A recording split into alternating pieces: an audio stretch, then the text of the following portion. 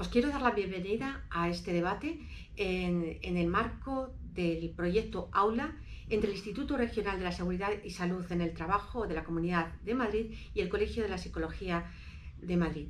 Mi nombre es Isabel Aranda y soy la vocal de Psicología del Trabajo. Tengo el enorme placer de presentaros a mis contertulias, porque va a ser casi una tertulia lo que vamos a tener. Por un lado tengo a Cristina Márquez, a mi derecha, y a María Jesús Otero Aparicio, a mi izquierda.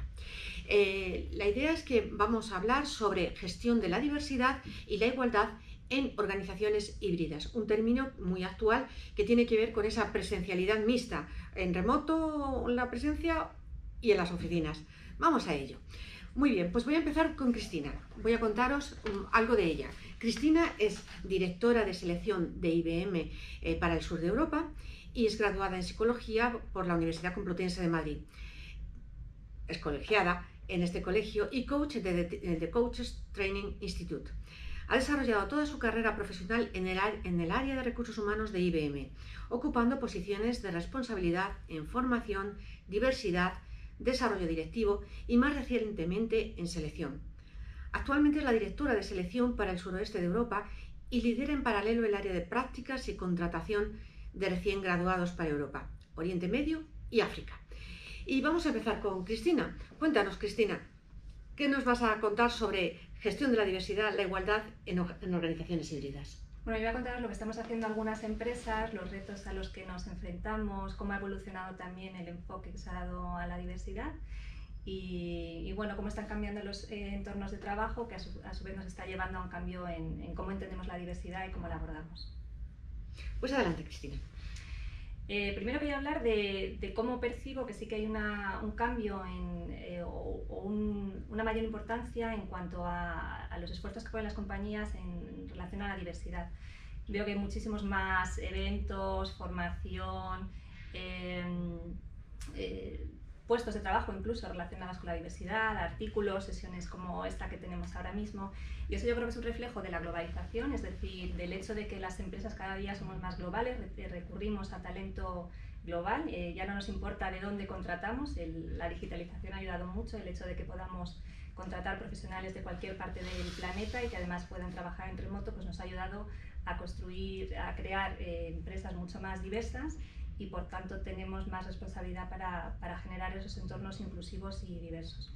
Eso por un lado, y yo creo que también hay una creciente sensibilización en la sociedad de lo que significa la diversidad, se habla mucho más que antes, hay ciertos aspectos de la diversidad que a lo mejor hasta ahora no estaban sobre la mesa, pero ahora sí que la sociedad lo exige, las nuevas generaciones lo exigen y los profesionales que trabajamos en la empresa también queremos hacer o producir cambios en cómo vivimos y cómo trabajamos a diario. La diversidad se ha convertido en un valor actual en este momento con la globalidad y también con la presencia de diferentes generaciones en las organizaciones. ¿Es así? Sí, y además tradicionalmente hemos hablado siempre de diversidad muy centrado en el tema de la mujer y es verdad que las mujeres representamos al 50% de la población, así que lógicamente hay que abordar el tema de la mujer, pero no somos el único colectivo con el que hay que trabajar. Diversidad se entiende también por neurodiversidad, diversidad generacional, diversidad funcional, cultural, por supuesto, de identidad de género, de orientación sexual, es mucho más de lo que teníamos entendido, de lo que concebíamos hasta ahora. Estamos hablando de la diversidad de las personas, en todos los sentidos, de edad, de género, de cultura, etc. Oye, ¿y por qué es importante gestionar esta diversidad en las organizaciones? Es muy importante porque no se puede dejar al azar, es decir, cuando lo dejas al azar lo que ocurre es que hay diferencias.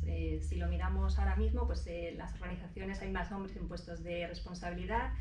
Si dejas las cosas al azar, no sucede esa igualdad, esa inclusión que todos queremos. Entonces es importante que las compañías tomen medidas, que tengan objetivos claros, que lo midan, que pongan claras las normas y que hagan algo al respecto. No se puede dejar. Hay todavía una brecha salarial importante. Los hombres, no solo en España, en todo el mundo, siguen ganando más que las mujeres para posiciones equivalentes. Sigue habiendo profesionales que hoy por hoy no son ellos mismos cuando van a la oficina, no pueden compartir el lunes cuando todos volvamos a las oficinas y nos tomamos nuestros cafés, pues muchos comentamos que hemos hecho el fin de semana y hay todavía gente que no se atreve a decir lo que ha hecho el fin de semana porque no se siente cómodo, tiene miedo a represalias o que lo juzguen o a no sentirse incluido. Entonces hay todavía mucho por hacer. Hay un concepto muy bonito que es la cultura de la no violencia. ¿Tú crees que esta idea de la no violencia, de la aceptación de los otros, está relacionada con esta aceptación o esta importancia que tiene la diversidad ahora mismo en las organizaciones? Sí, y de hecho creo que la diversidad tiene que abordar temas, aparte de la violencia, mucho más sutiles, como por ejemplo el lenguaje. La violencia va mucho más allá de lo físico, ¿no? Es también en el lenguaje, en cómo nos tratamos unos a otros, y creo que como sociedad nos toca todavía mucho reflexionar y cambiar ciertas cosas. ¿Qué medidas ponen las empresas para crear esas organizaciones inclusivas donde la diversidad tenga realmente un sentido? Medidas muchas y depende, por supuesto, del compromiso que tenga la empresa, del tamaño que tenga, del foco que le quiera poner, ¿no? Hay empresas que tienen recursos dedicados exclusivamente a la gestión de la diversidad y, lógicamente, pueden conseguir muchas más cosas que cuando no tienes estos recursos. Pero desde tener claros los objetivos, lo que vas a medir, qué programas vas a poner en práctica. Hay empresas, por ejemplo, que tienen grupos autogestionados de colectivos que se consideran minoría dentro de una empresa y trabajan, desarrollan, imponen en marcha acciones para gestionar esa diversidad. También se puede ofrecer formación. Nosotros hace poco hemos asistido a una formación que organizaba la Federación Estatal de LGBT y nos enseñaban cosas sobre el lenguaje inclusivo en cuanto a identidad de género que todavía estamos aprendiendo, ¿no? Entonces lo que es la formación es muy importante, la sensibilización.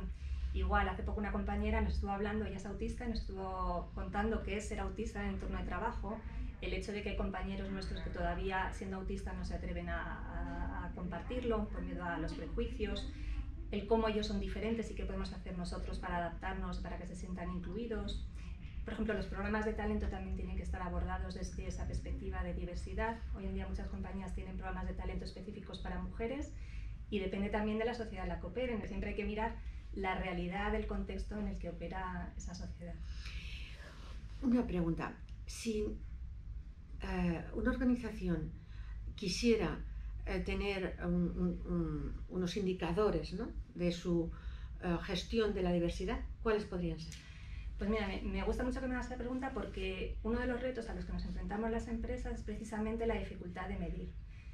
Por eso tradicionalmente nos hemos centrado mucho en el tema de la mujer y todavía, por ejemplo, para selección, pues yo trabajo en selección, nos es muy fácil medir cuántas mujeres hemos contratado, cuántas han aplicado, cuántas han pasado por el proceso de entrevistas, si ha habido algún tipo de discriminación a lo largo de ese proceso, porque eso es muy fácil de medir. Pero hay otras cosas que no son tan fáciles de medir, es decir, por ejemplo, en España la misma ley no nos impide preguntarle a los candidatos o a los empleados por temas un poco más delicados, ¿no? Entonces, cuando solo puedes medir, incluso a discapacidad no la puedes preguntar, si la quieren compartir, entonces al final solo puedes medir sobre el tema de la mujer, ¿no? Pero si se pudiera, pues claro, se puede medir desde datos salariales, tiempo de progresión en la carrera, número de mujeres en puestos directivos, edad, formación, la diversidad de edad también. Bueno, la edad sí que, por suerte, eso sí que lo podemos eso es fácil de medir. Pero sí, lo utilizamos sobre todo mucho pues, en promociones, en selección. Cristina, ¿y en esta realidad híbrida qué sentido tiene la diversidad? Es fundamental. Yo creo que la sociedad es cada vez más diversa y por suerte vemos esa diversidad en nuestro día a día cuando salimos a la calle y está más normalizada la diversidad. Entonces, lo de los entornos de trabajo híbrido al final es una evolución natural de los entornos de trabajo. Iban a ser híbridos sí o sí. La pandemia yo creo que ha acelerado esa transformación de los entornos de trabajo y la diversidad, digamos que es parte intrínseca de cualquier organización. Entonces, afecta en la misma medida que afecta a todas las esferas de nuestra vida. Muchas gracias, Cristina. Voy a pasar con María Jesús. Voy a presentaros a María Jesús Otero Aparicio, como decía antes. Ella es responsable de la Unidad Técnica de Psicosociología en el Instituto Nacional de Seguridad y Salud en el Trabajo. Con este instituto es con quien hacemos este debate. Ella es licenciada en Psicología Social y del Trabajo por la Universidad de Salamanca y tiene una importante formación complementaria en posgrado, con un máster en Dirección de Empresas y Recursos Humanos por la Complutense y un máster en Seguridad y Salud en el Trabajo por la Autónoma. Es una experta en asesoramiento y asistencia técnica en materia psicosocial y gestión de la diversidad para las administraciones públicas y los agentes sociales.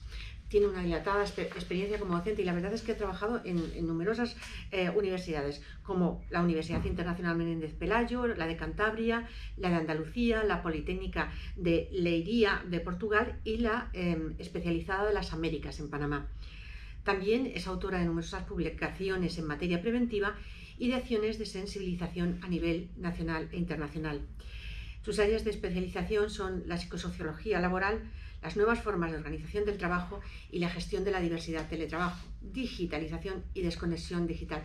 Así que, como veis, estoy rodeada de unas ponentes magníficas, así que te voy a preguntar, conocer todo lo que nos puedas decir, María Jesús, sobre precisamente este tema de la inclusión de las personas en las organizaciones y en este marco que vivimos actualmente de la realidad híbrida.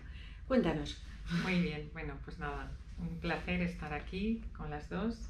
Gracias, Isabel, gracias al colegio al que pertenezco desde hace ya muchos años y bueno, un placer reencontrarnos en esta casa común, ¿no? Pues verdaderamente voy a empezar casi por donde ha acabado mi compañera, ¿no? El reto de la diversidad es que no hay opción. Yo diría que es que no es una cuestión solo de ver cómo lo enfrentamos, sino que es una realidad que se impone. Las sociedades son cada vez más diversas y por tanto las organizaciones se nutren de esas personas y son cada vez más complejas, sometidas a cambios más acelerados y esto desde luego tiene un impacto en función de determinadas variables sociodemográficas fundamentalmente, aunque no solo. Y estas variables son las que ejemplifican la diversidad en género, en edades, muy importante, y además son los dos elementos de diversidad más transversales que hay, la edad y el género, porque son los únicos que afectan al 100% de la población trabajadora. La discapacidad afecta a un porcentaje, o el origen pues migrante, o otro origen étnico, etcétera, afectan a un porcentaje relativamente pequeño de la población trabajadora. Sin embargo, la edad y el género son absolutamente transversales. Entonces decía que no podemos, digamos, cerrar los ojos y seguir gestionando las organizaciones a todos los niveles como si la población laboral fuera una masa homogénea, monolítica y que nuestras políticas y nuestros programas impactaran de la misma manera con independencia de las personas a las que nos dirigimos. Y esto es muy relevante. Es relevante en todas las áreas de gestión de las organizaciones y es muy relevante especialmente en el ámbito en el que yo fundamentalmente trabajo, que es el ámbito de la gestión de la seguridad y salud o de la prevención de riesgos laborales. En todo caso, no debemos perder de vista que al final lo que hacemos fundamentalmente es algo tan sencillo como garantizar derechos. Es decir, somos sociedades, las europeas, en el marco más cercano que tenemos, muy garantistas realmente y muy avanzadas, ¿no? Socialmente hablando. Sin embargo, seguimos percibiendo con a veces crudeza la existencia y la pervivencia de discriminación laboral por alguna de estas razones. Es muy significativa la discriminación laboral por razón de la edad, por ejemplo, que está lastrando mucho talento, porque yo siempre digo que el talento no tiene edad, quien tiene talento lo tiene a los 25, a los 50 y a los 65, ¿no? Por poner un ejemplo. Entonces, el ámbito basal en el que nos movemos no deja de ser un ámbito de garantía mínima de derecho a la igualdad y no discriminación, de derecho a la dignidad de todas las personas y, en el caso fundamentalmente de mi área de interés, el derecho a una protección eficaz en materia de seguridad y salud para todas las personas, que es un derecho y es una garantía que viene establecida por un marco normativo de obligado cumplimiento para todas las organizaciones, para las grandes compañías, como es vuestro caso, pero para las pymes, para las microempresas, para todas. Por lo tanto, es un marco común en el que apoyarnos y en el que aprender a gestionar las condiciones laborales de manera adaptada y lo suficientemente flexible como para que cualquier persona y cualquier colectivo se sienta representado en esa gestión de seguridad y salud y en esa gestión empresarial. Y yo creo que esto es algo en lo que debemos avanzar, porque realmente sí que hemos sido demasiado pues generalistas, ¿no?, a la hora de aplicar políticas preventivas. Muchas gracias, Jesús. La verdad es que me quedo con tres aspectos claves. La primera frase que has dicho, no hay opción. Es decir, esto toca en una sociedad, como tú muy bien dices, garantista y donde los derechos humanos priman. Son frases rotundas que yo creo que centran muy bien, focalizan muy bien esta conversación que estamos teniendo. Te quería preguntar, ¿qué supone la diversidad? Aunque has expresado muy bien todo esto ya, pero matizar más. ¿Qué supone la diversidad para las empresas en este momento actual? Bueno, pues si me permites leer una frase, el mes de mayo recientemente, a nivel de Unión Europea, a nivel de la Comisaria de Igualdad, dijo, entre otras muchas cosas muy interesantes, me ha anotado una frase que dice: todos tenemos que adoptar una actitud más firme a favor de la diversidad y actuar en consecuencia. Con una mayor diversidad en los lugares de trabajo crearemos una Europa más justa y más igualitaria para todas las personas. Por lo tanto, no solo en el entorno empresarial, las administraciones públicas, por ejemplo, tenemos una responsabilidad incluso superior, si se puede entender así, ¿no? En el sentido de que debemos estar alineados, las administraciones, las empresas, los representantes de los trabajadores, los propios trabajadores también, alineados todos en ese respeto, ¿no?, en ese respeto a la diversidad. Porque al final no deja de ser conjugar un compromiso individual, un compromiso empresarial y un compromiso social. Por lo tanto, yo creo que si lo miramos a nivel micro, a nivel individual, las personas van a ser las primeras beneficiadas. Los trabajadores, en este caso, si nos movemos en el ámbito laboral, van a ser los primeros que se beneficien de esta adaptación de la gestión empresarial y preventiva a las necesidades que él tiene, que no tienen por qué ser iguales en todos los casos. Probablemente las expectativas, las motivaciones, las aspiraciones o las necesidades de una persona de 25 años, mujer, no tiene nada que ver con esa misma mujer cuando tenga 44 y a lo mejor tenga 2 hijos o no, pero es probable que tenga, bueno, en España tendría uno con 3. Y tampoco va a tener nada que ver esas necesidades como cuando tenga 60 o esté próxima a la jubilación. Entonces, en ese sentido, el área preventiva sí que tiene una serie de hitos muy potentes para incluir la diversidad en su gestión habitual, en su gestión diaria. La prevención de riesgos se basa fundamentalmente en 2 pilares, que son la evaluación o el diagnóstico de cómo están las condiciones de trabajo y cómo está el nivel de riesgos de mi población trabajadora. Necesito conocer, comprender qué está ocurriendo y, por otro lado, en función de ese resultado y de ese conocimiento, arbitrar una serie de medidas preventivas de protección encaminadas a mejorar la calidad de vida laboral de todos los colectivos, de todos, de los jóvenes, de los más mayores, de los discapacitados, de los que no comprenden del todo el lenguaje como nosotros porque no son nativos del país, por ejemplo, y esto en prevención a veces es muy relevante porque hay que seguir un procedimiento, unas órdenes que pueden tener una consecuencia de un accidente, por ejemplo, un malentendido, etc., ¿no? Entonces, en prevención es muy importante incorporar esa mirada diversa a la cotidianeidad del trabajo del prevencionista, tanto en el diagnóstico como en las medidas de intervención. De tal forma que si yo adapto mis medidas a las necesidades de cada colectivo, evidentemente seré más eficiente por propia inercia, ¿de acuerdo? Entonces es importante que incorporemos la perspectiva de edad, la perspectiva de género, la de discapacidad, al menos en el diagnóstico, en la evaluación de riesgos y en la planificación de la acción preventiva. Recientemente estaba en un foro de directores de recursos humanos y comentaban el hecho dice, es que mi paquete retributivo ¿qué hago con él? Dice, porque yo tengo, claro, pagar la guardería. Dice, y no lo quieren. Digo, ¿qué edad tienen? Dice, hombre, pues tienen más de 50. Digo, normal, Claro. no quieren la guardería. Tendrás que proponerle otro tema. El café para todos se ha acabado y estamos en un momento histórico en el cual la individualización, la flexibilidad en las medidas es la clave. Cuanto más adaptados estén las medidas que se tomen a las necesidades concretas de la población, pues mejor estaremos dando respuesta. Y hay que tener en cuenta otro aspecto, es la demanda social. Hay una creciente conciencia social precisamente sobre la diversidad y el derecho a la diversidad. Y esto se ve mucho con el tema LGTBI, pero también, como tú bien decías, con el tema de autismo, con el tema de enfermedades de todo tipo o de discapacidades de todo tipo. Las personas están reclamando una atención y un respeto a esa diversidad. Así que estamos en un buen momento. Bueno, vamos a ver, Cristina, ¿qué acciones se proponen desde la gestión de la seguridad y salud en el trabajo a este respecto de la...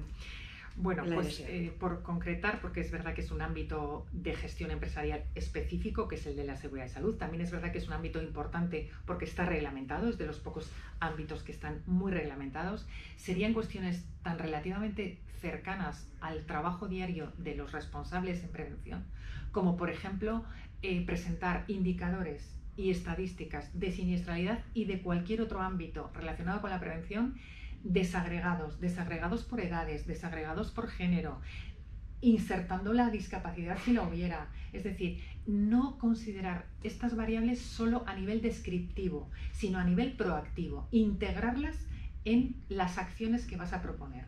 Otro elemento, como he comentado antes, es incluirlo en la evaluación de riesgos. Voy a poner un ejemplo. Si hay un puesto de trabajo o una ocupación determinada que tiene un nivel de riesgo elevado, por ejemplo, en exigencias posturales, habrá que determinar si ese nivel de exigencia es tan elevado en todos los colectivos, porque podemos llevarnos la sorpresa de que por la naturaleza de ese puesto de trabajo precisamente puntúe muy elevado el riesgo para un colectivo concreto y no para el otro. Si yo aplico la misma medida para todos los expuestos con independencia de cómo le está afectando el riesgo, estará siendo poco eficaz. Otro elemento muy sencillo son programas de retorno al trabajo, que esto es algo muy relevante tras ausencia prolongada, bien por enfermedad, bien por accidente, por enfermedad común, por enfermedad profesional, insertando la diversidad, porque la situación de salud no es la misma en todos los colectivos. El punto de partida de salud no es el mismo. Por lo tanto, esta duración de la baja estándar, por decirlo de alguna manera, es muy importante que nos aproximemos desde esa diversidad. Es decir, todas aquellas variables que puedan determinar diferencias a la hora de proponer acciones e incluir programas en las empresas, deberíamos incorporarlo, deberíamos incorporar esa mirada, cuestionarnos, oye, ¿esto que voy a hacer yo va a impactar de la misma forma a todos los colectivos? Si yo me hago esta pregunta, probablemente diseñaré medidas mucho más acordes. O, por ejemplo, programas de mentoring generacional. Esto es súper interesante y es increíble cómo motiva a todos, a los mayores y a los más jóvenes. Fijaos, muchísimas veces, yo no sé en tu ámbito más, en tu sector o en tu ámbito, si lo percibís así, muchas veces las generaciones viven de espaldas unas a otras, en los entornos organizativos comunes me refiero, e incluso hay conflictividad intergeneracional, muchas veces a nivel horizontal y muchas veces a nivel vertical, y esto con programas de mentoring simplemente se ponen cara, es decir, se hablan, se comunican y se empiezan a conocer. Bueno, pues programas de mentoring generacional, no solo el mentor mayor hacia el joven, sino el joven hacia el mayor, porque fijaos qué cosa más interesante, como decía antes Cristina, la digitalización ha hecho que sean expertos a edades mucho más tempranas frente al conocimiento del que parten personas de más edad, de tal manera que pueden ser mentores personal más joven hacia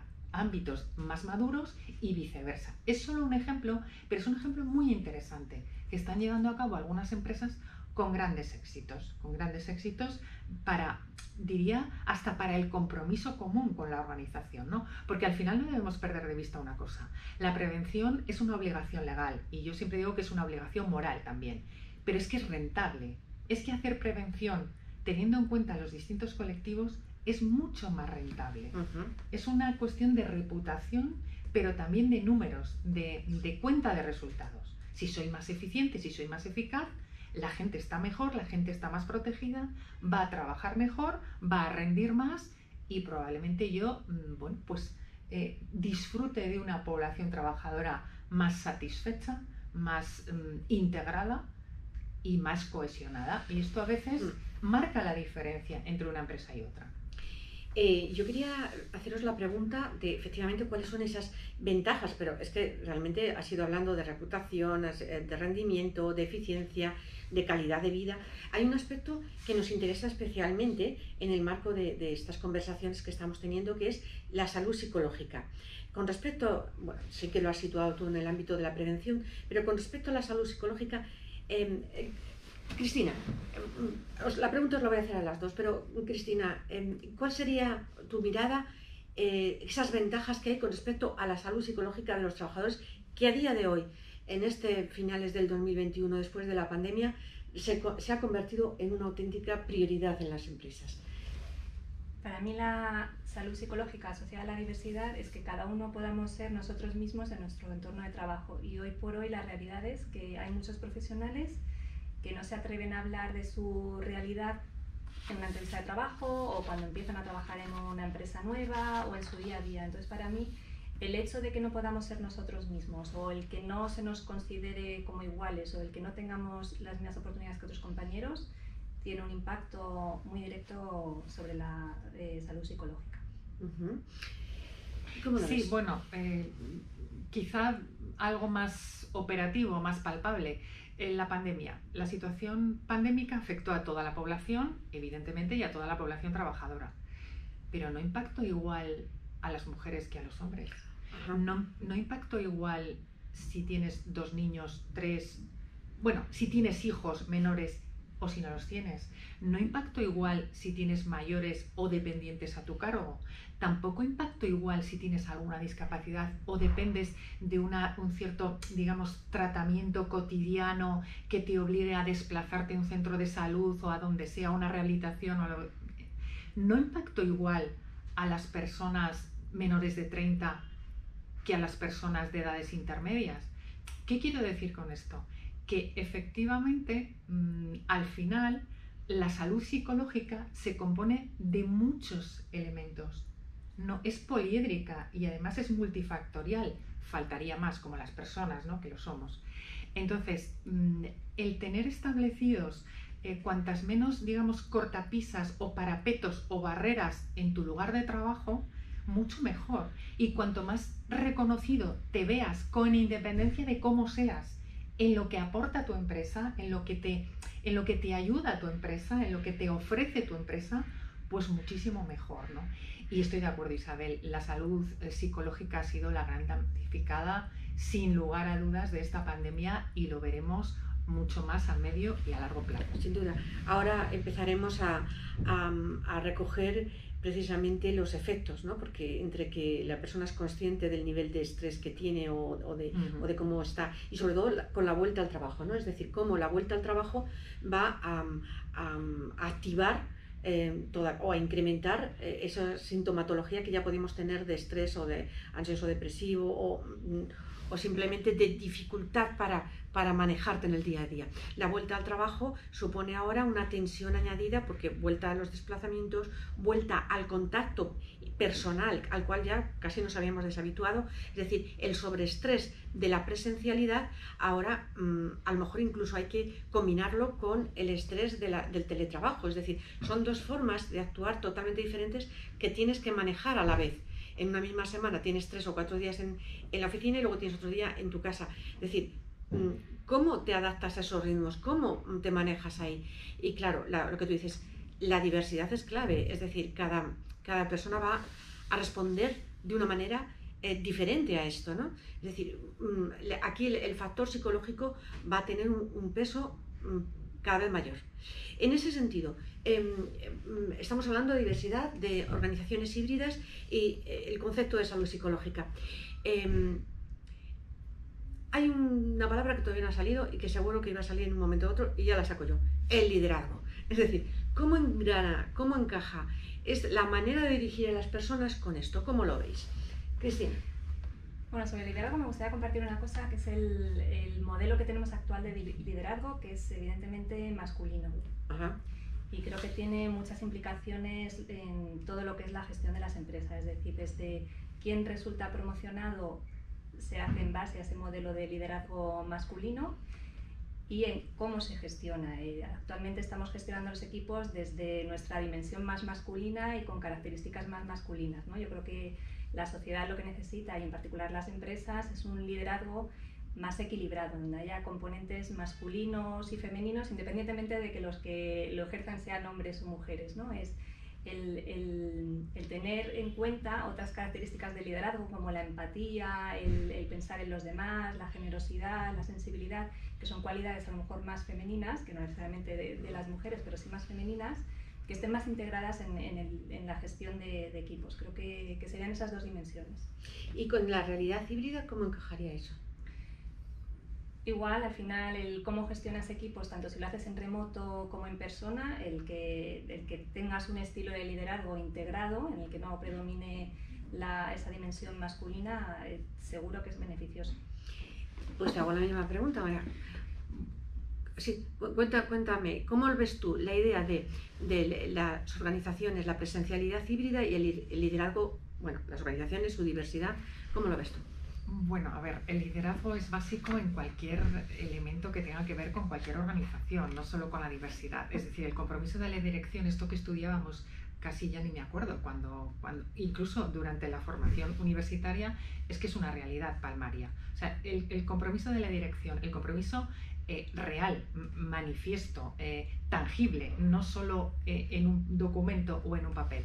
Es muy, muy importante, pero lo más importante es la capilaridad, es decir, que ese compromiso real y efectivo descienda realmente. Yo siempre aquí reivindico el papel de los mandos intermedios, de las personas que son la clave en las organizaciones, en diversidad y en cualquier otro elemento, para precisamente incorporar e integrar estos valores que no dejan de ser valores humanos, valores comunes, valores que reflejan un compromiso social. Entonces, incorporarlos de manera capilar a lo largo de toda la estructura operativa y jerárquica es fundamental. Y es fundamental en las organizaciones en las que nos vamos a mover, en las que ya nos estamos moviendo, como bien dices, con conjugar presencialidad, distancia, remoto, trabajador móvil. ¿Por qué es importante? Porque el liderazgo tenemos que aprender a ejercerlo de manera virtual. Es decir, muchos mandos no están acostumbrados y tienen una especie de temor a perder el control sobre las personas, sobre las tareas, y confundimos a veces, a mi juicio, el control a la persona con el control al trabajo, a los resultados, al rendimiento. Y esto es algo que hay que ayudar al mando. Es decir, muchas veces pensamos que el mando, por hecho de serlo, pues está capacitado para casi todo. Y la realidad, Cristina, ¿verdad?, es que muchas veces no. Y hay que fomentar, ¿no?, esta mayor, digamos, formación, coformación conjunta de toda la línea jerárquica, más allá de la dirección, digamos, más visible, desde la que desde luego debe partir el compromiso fundamental. Y en ese sentido, bueno, pues yo creo que estamos en un momento álgido, ¿no?, de cambio abrupto que hemos sufrido. Pero el ser humano ha demostrado que tiene una capacidad de adaptación impresionante, que es verdad que podemos aprovechar lo positivo, ¿no?, de esta sacudida social y común que nos ha ocurrido a todos, y desde luego incluir estos valores y aplicarlos en la realidad a través de un liderazgo bien entendido y participado. En prevención sin participación no hay nada, no hay nada. Está además reconocida reglamentariamente, tiene unos cauces establecidos concretos, pero es que además no hay gestión posible eficaz y de calidad si no es participada. Entonces, en ese sentido, bueno, pues desde la máxima representación de la dirección general, por decirlo así, hasta el último trabajador, todos estamos concernidos y todos debemos comprometernos, ¿no?, con este deseo y con esta realidad de todos somos diversos, además, afortunadamente. No sé si me dará tiempo, pero sí quería bueno, pues poner a disposición, informaros, ¿no?, que consultéis la página web del Instituto Nacional, que es, bueno, todos los recursos evidentemente son públicos, gratuitos y accesibles, y precisamente colgaremos unos materiales divulgativos interesantes para incorporar, para ayudar a los gestores de prevención a incorporar la diversidad generacional a su tarea cotidiana, a su día a día. Son en formato vídeo, en formato de cartelería, etcétera, y están a disposición de toda la comunidad preventiva y de todas las empresas, evidentemente, para que veamos que no hay que hacer grandes maravillas y que no todas las corporaciones pueden dedicar recursos específicos a la diversidad. Y este mensaje es muy importante. Hay muchas empresas que lo están pasando francamente mal, de tal forma que no se trata de añadir estructura o añadir nuevos equipos necesariamente. Las empresas y los grupos que puedan hacerlo, genial, perfecto. Pero la moraleja también que me gustaría dejar es que no es necesario sobrecargar a las organizaciones para integrar la diversidad en su gestión de reclutamiento, de selección, de promoción, de desarrollo, por supuesto de prevención, etcétera, etcétera. Y este es un mensaje potente, porque no es momento, digamos, de grabar más a las organizaciones que lo están pasando pues regular. Pues sí, Cristina. La verdad es que el mensaje que dejas es casi que esto es una cuestión de actitud. Disculpa, ya ves que nos ha cambiado el nombre. Ay, perdón, María Jesús, te he dicho Cristina. María Jesús, la cuestión es, casi es un tema de actitud. Casi es un tema de cómo miro la vida, ¿no?, más que de recursos. Luego los pones, evidentemente, pero es un tema de cómo miro la vida. Yo veo poco la televisión, pero sí que lo poco que veo, percibo en los anuncios, la publicidad, percibo una potente y clarísima sensibilidad hacia la diversidad en toda la publicidad. ¿Creéis que esta sensibilidad social va a ayudar o puede afectar a cómo se trabaja en las empresas la diversidad? Bueno, María Jesús. Gracias. Desde luego es algo, o sea, las sociedades actuales no se conciben sin la publicidad, sin marketing, sin imagen, sin difusiones, sin medios de comunicación. Entonces, claro que es importante percibir que ahora es prácticamente imposible nos chirría ver anuncios de hace unas décadas, sí, y no de tantas. No estamos hablando de hace 100 años, ¿eh? Estamos hablando de relativamente poco. Y la publicidad es lo primero que está a la vanguardia muchas veces de los cambios sociales, porque llevan detrás un sustrato un poco de generar demanda, poner en el mercado aquello que el mercado necesita, ¿no? Y entonces están muy acostumbrados a anticipar demandas y a poner sobre la mesa, en primer lugar, esa satisfacción de esa demanda, ¿no? De alguna manera. Entonces, bueno, pues en este sentido sí que los medios de comunicación pueden contribuir y generar mucho impacto en las personas y especialmente quizá en las personas más jóvenes también por su propia inercia, ¿no?, y por su propio estado de menos madurez y de menos desarrollo, que es vital, por otra parte, no es, eso se pasa con los años además, o sea, sí, no es un problema. Cristina, estamos hablando de esta posible demanda social, ¿no?, que está la publicidad a esa vanguardia, demandando respeto a la diversidad, demandando atención a la diversidad. ¿Tú crees que realmente la reputación de una empresa en la atención a la diversidad puede ser un eje estratégico en una organización? Por supuesto, yo creo que ahora mismo todos, tanto consumidores como empleados, empezamos a elegir para qué empresa queremos trabajar, ¿no? Y valoramos mucho las políticas de la empresa de responsabilidad social y entre ellas la diversidad. Yo creo que sí que habrá un momento en el que exijamos y no queramos ni trabajar ni consumir empresas que sepamos que no son inclusivas, y yo creo que tenemos ejemplos recientes que han salido en medios de comunicación de empresas que no lo son y producen un rechazo en la sociedad e incluso empleados que dimiten porque no quieren trabajar en un entorno así.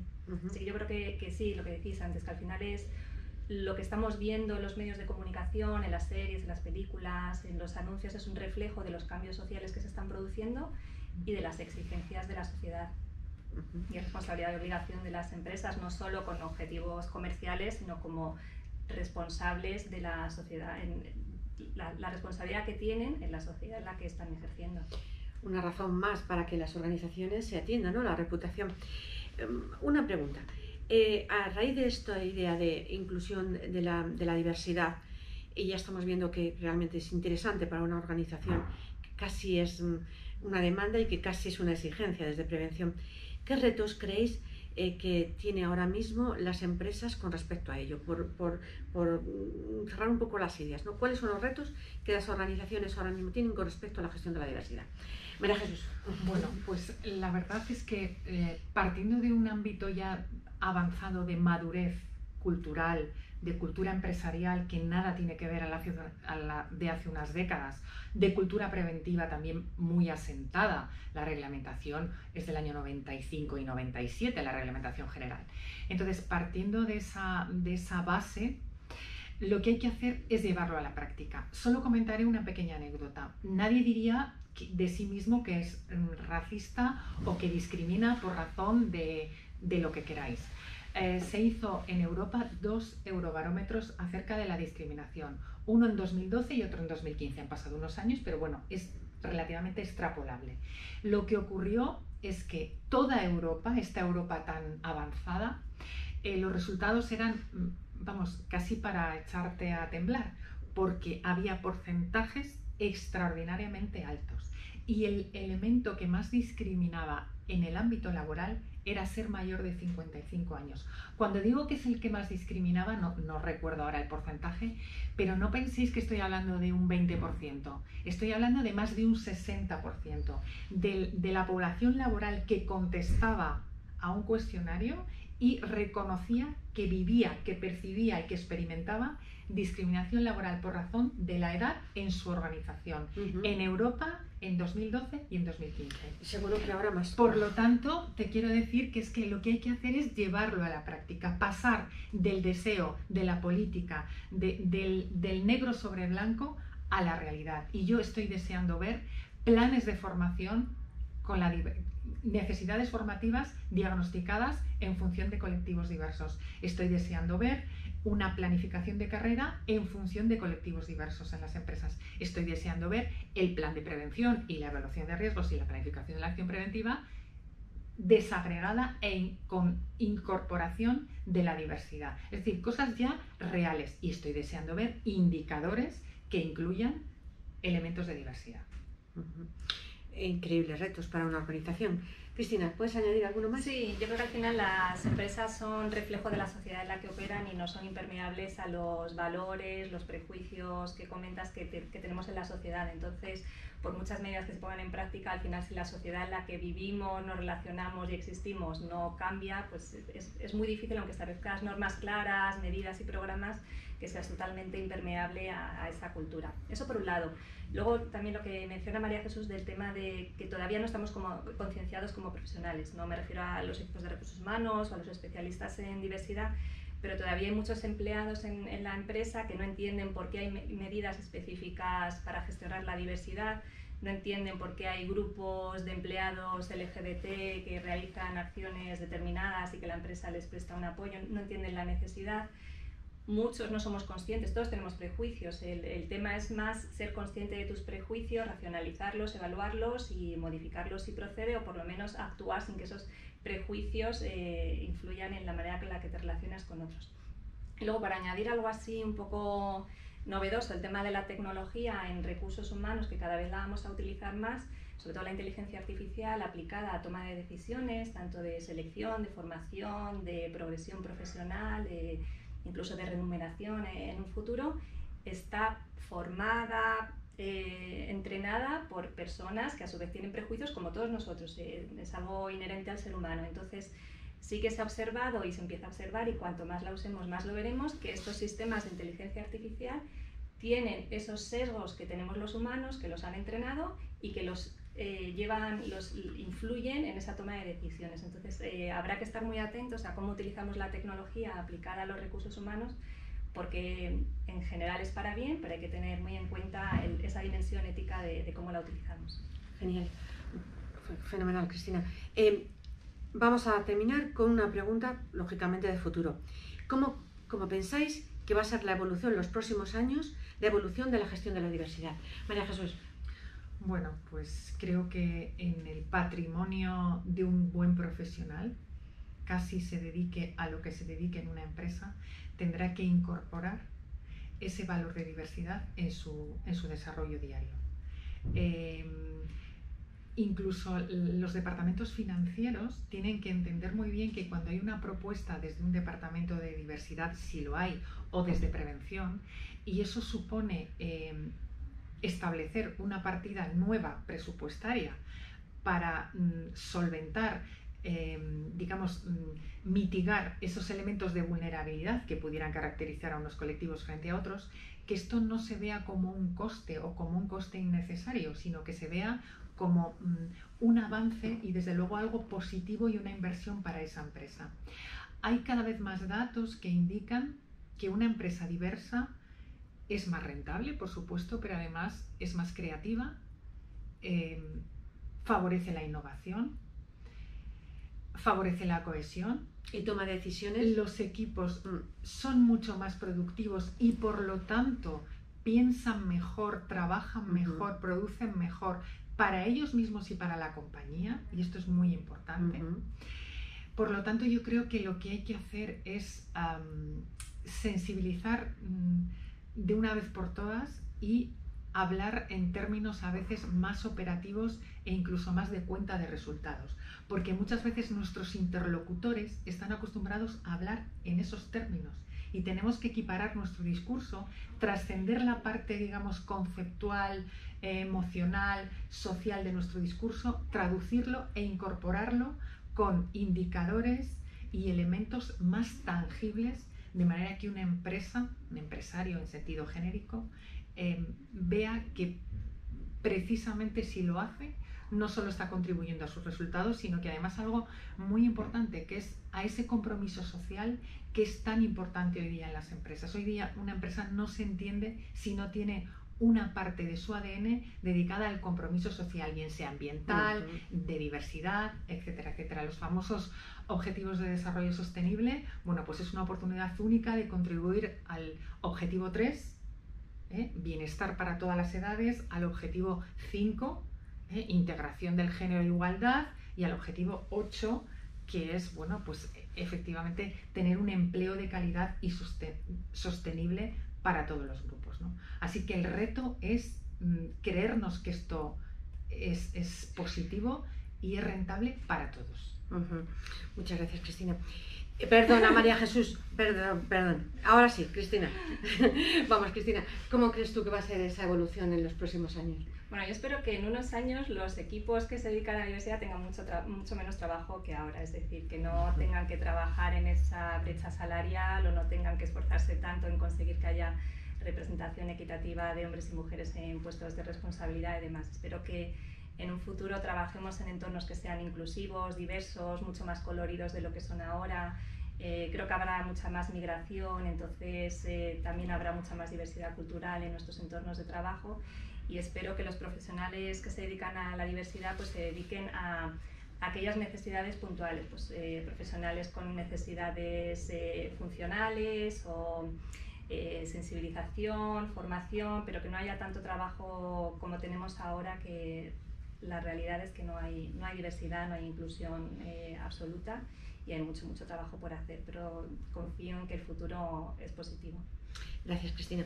La verdad es que vivimos en un contexto altamente incierto. Sabéis que se denomina VUCA, ¿no? Un contexto en el que la complejidad, la incertidumbre, el cambio está presente.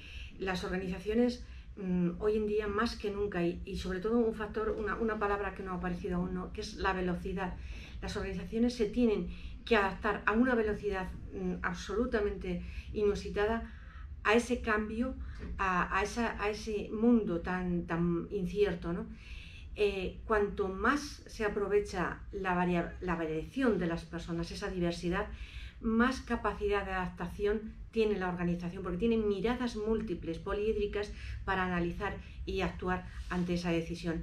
Sabemos que la toma de decisión en organizaciones donde hay diversidad, en los equipos de diversidad, son mucho más funcionales, se adaptan mejor a estos cambios y además tienen más sostenibilidad en el tiempo, es decir, que son capaces de adaptarse a ese reto de velocidad y cambio.